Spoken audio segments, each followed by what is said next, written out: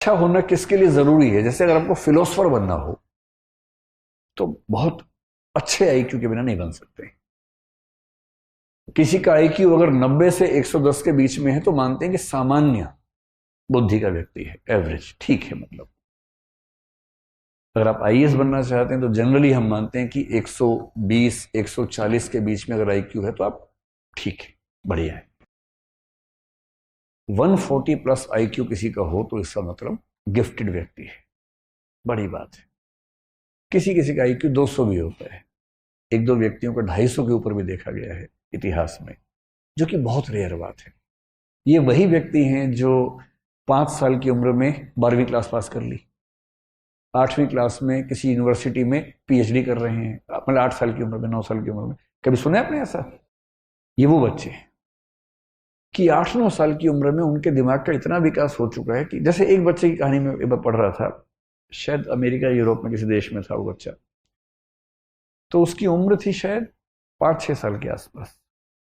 तो अपनी उम्र के हिसाब से जो क्लास होती है, पहली दूसरी क्लास, उसमें बैठा हुआ था।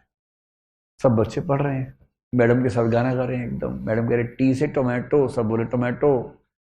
ये सो रहा है आराम से। तो टीचर ने इसको बड़ा समझाया, पुचकारा, धमकाया कि भाई क्लास में पार्टिसिपेट करो। ये करता ही नहीं था। हालत ये हो गई कि स्कूल ने कहा कि भाई ये चल नहीं पाएगा। ये तो एडिसन के साथ भी ऐसा ही हुआ था। और बाद में जब टेस्ट किया उस बच्चे का आईक्यू आईक्यू निकला 200 के आसपास, और तब पता लगा कि उस बच्चे का मेंटल लेवल 10वीं क्लास का हो चुका था। बिठाया था पहली क्लास में। आप बता रहे टी टोमेटो, उसका दिमाग जोमेटो भी सीख चुका है।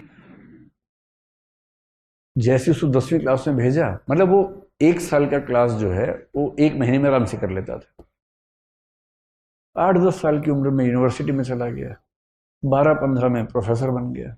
अब है ऐसा आईक्यू तो क्या करें, किसी किसी का होता है। और आईक्यू में दिक्कत यह है कि आईक्यू हमारे चाहने से नहीं बढ़ेगा। आईक्यू में बड़ी मात्रा इस बात की है कि आपको जेनेटिकली, बायोलॉजिकली कितना आईक्यू मिला।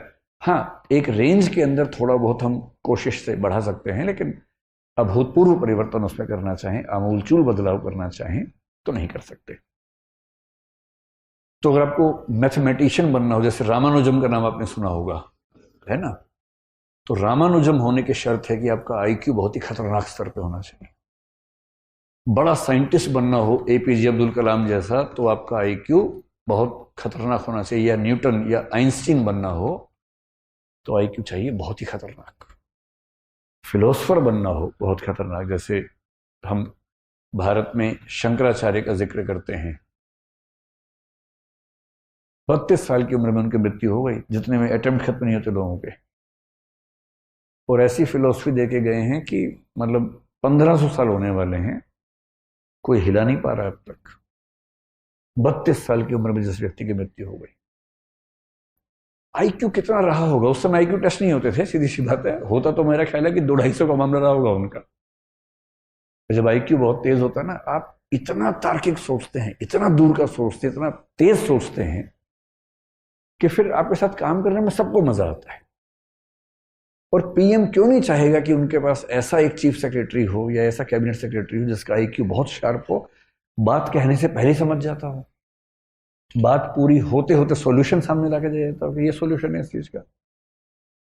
पीएम कह रहे हैं कि मैं 4 फैक्टर सोच पा रहा हूँ, क्या नहीं सर, 18 फैक्टर्स हैं, ये 18 फैक्टर्स हैं, इनके बीच में ये मैट्रिक्स है, ये सॉल्यूशन बेस्ट है। और पीएम गदगद है कि वाह यार, क्या आदमी है।